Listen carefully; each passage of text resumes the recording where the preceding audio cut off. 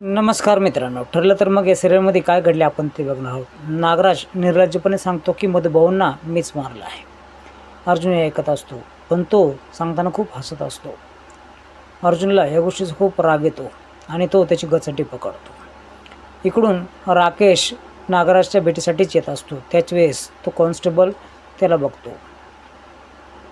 इकडे नागराज खूप उद्धट पद्धतीने सांगत असतो की मधुभाऊंना मी कसं मारलं, कसा पाठीमागून सुरा खोपसला. त्यावर अर्जुन खूप चिडलेला असतो आणि नागराज सर्व काही घटना सांगत असतो. आता तो कॉन्स्टेबल राकेशला पटकन अडवतो आणि अर्जुन आतमध्ये आहे, तुम्ही जाऊ नका असं तो बोलतो. राकेश थँक्स म्हटल्यानंतर तो कॉन्स्टेबल बोलतो की मी तुमचं मीठ खाल्लं आहे, तुम्ही मला पैसे पुरवतात, थँक्स काय. इकडे डायरेक्टली गचंडी हा नागराजची पकडतो आणि बोलतो की तुला मी प्रूफसह पकडूनच दाखवेल. नागराज थोडा गडबडतो देखील, पण प्रूफच तुझ्याकडे नाही तर तू कसं काय मला पकडशील असं नागराज बोलतो. आता त्याच्या डोक्यात वेगळंच शंका येते की याच्याकडे प्रूफ तर मिळाले नसतील ना, कारण प्रूफ तर महिपतकडे आहे. इथे अर्जुन त्याला धमकावून निघून जातो. नागराज खूप गडबडतो, अगदी त्याचा कंठ शांत होतो. मित्रांनो, इकडं प्रिया आलेली असते, हे तुम्हाला माहीतच आहे. पण प्रिया खूप गयावया करत असते, मोठमोठं रडत असते की माझ्या पोटामध्ये अश्विनचं बाळ आहे, हे खरं आहे का असं सायली विचारते देखील. हा शांत बसतो, यावरून ती होकार आहे असं सायलीला कळतं, पण ते माझं कशावरून असं तो प्रश्न करतो. तो खूप चिडतो देखील. त्यावेळेस खूप गयावया ही प्रिया करू लागते आणि तुझंच बाळ आहे हे माझं कशावरून असं तो देखील बोलू लागतो. त्या आदिराजबरोबर फिरायला तुला मजा वाटली, रात्रभर त्याच्याबरोबर होती, मग त्याचं काय असू शकत नाही असं म्हटल्यानंतर ती तोंडावर हातच ठेवते. अश्विन बोलतो की हिचं काही ऐकू नका. सायली देखील तसंच बोलते की ही खूप भामटी आहे, नाटकी आहे, ही घरात येण्यासाठी कुठल्याही लेवलला जाऊ शकते. अश्विन देखील त्याच वेळेस बोलू लागतो की इमोशनल ब्लॅकमेल करून तुला घरात घ्यायचं आहे, घरात तुला येऊन देणार नाही असं स्पष्टपणे सर्वजण बोलतात. मात्र कल्पना शांतच बसलेली असते. अस्मिता देखील त्याच्यावर उखडते आणि बोलते की हे सर्व खोटारडं आहे, खोटे नाटकं आहे.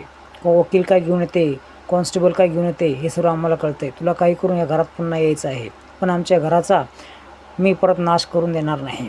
त्यावेळेस ती सर्वांच्या पाया पडते आणि त्याच वेळेस सायली बोलते इथून घराच्या बाहेर होय, तुझे नाटकं बंद कर.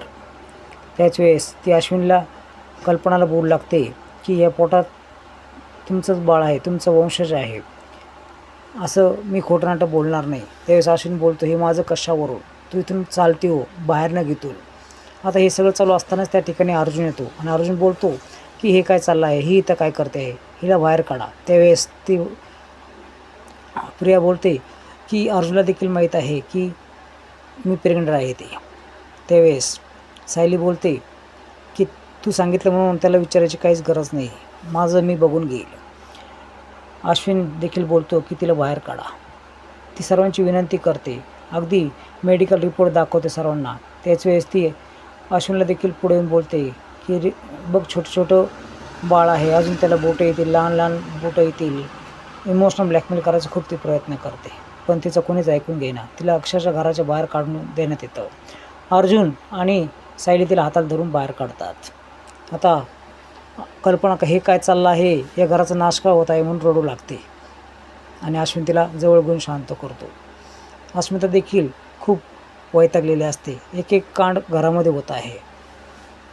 अश्विन देखील बोलतो बरं झालं तिने हे केलं, सर्वांना एकत्र येऊन सांगितलं, आता मी माझ्या मनमोकळ्या पद्धतीने जगू शकेल. अश्विन ला सर्वजण विचारत असतात की तू सर्व सांगायला पाहिजे होतं. त्यावेळेस कल्पनाला तो उत्तर देतो की मला तिचा द्वेष आहे, मला ती घरात नको आहे असं म्हणतो, निघून जातो. आता अर्जुन त्याला हाका मारतो, पण तो थांबत नाही, तो निघून जातो. काय चाललं आहे मुलाचं, याची खूप काळजी वाटत आहे असं कल्पना बोलते. इकडे सिक्युरिटी गार्डनी स्केच काढण्यासाठी मदत केली म्हणून त्याला किडनॅप केलं जातं. अर्जुन आणि सायली या दोघांमध्ये संभाषण चालू असतं. त्यावेळेस कॉमेडी सीन तुम्हाला बघायला भेटेल. अर्जुन सायलीच्या पाया पडायला लागतो आणि मला माफ कर, मी तुला सांगितलं नाही, त्यावेळेस तुम्ही मला एवढं का घाबरता असंही सायली प्रश्न करते. तेवढ्यात पोलिसांचा फोन येतो, सावंत पोलिसांचा फोन येतो आणि तो अर्जुनला सांगतो की सिक्युरिटी गार्ड किडनॅप झाला आहे, तो दिसेनासा आहे. त्यावेळेस नक्कीच त्याच गुंडाने त्याला गायब केलं आहे असं अंदाज सायली आणि अर्जुन मांडतात.